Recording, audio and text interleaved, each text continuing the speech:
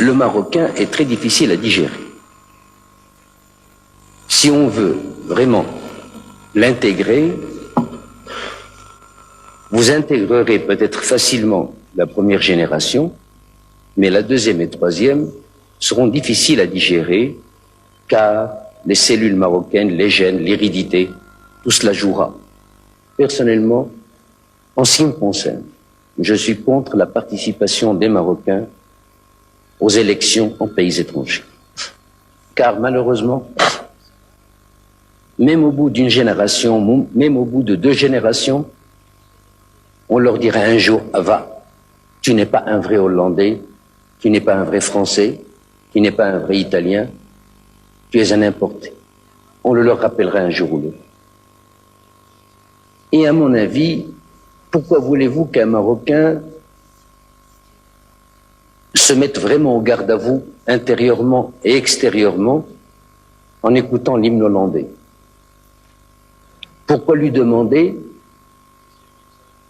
30 ans après ou 60 ans après, d'aller comme un Français ou comme un Allemand, le drapeau national sur l'épaule, aller se faire tuer pour l'Allemagne, pour la France ou pour l'Italie? À mon avis, c'est même immoral. On ne peut pas avoir de drapeau.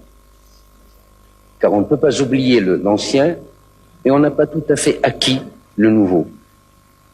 Il vaut mieux laisser chacun chez soi, mais prôner la fraternité humaine, l'égalité humaine, les droits de l'homme, ça oui. Mais l'intégration n'est bonne ni pour l'intégrer, ni pour celui qui intègre. Est-ce que vous aimeriez qu'il soit intégré en France? Le principe même de l'intégration, est-ce que vous êtes pour, est-ce que vous êtes contre? Je n'appellerais même pas cela l'intégration.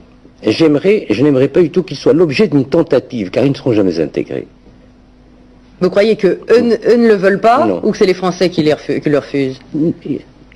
L'exprimeront-ils qu'ils ne le pourront pas? C'est possible entre Européens.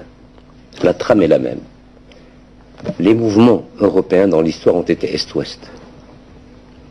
Et les mouvements humains, la religion, enfin tout un tas de choses. Mais là, c'est un autre continent. Et vous n'en avez que faire. Ce sera de mauvais Français. Ce seront de mauvais Français. Enfin, vous nous découragez de chercher à intégrer.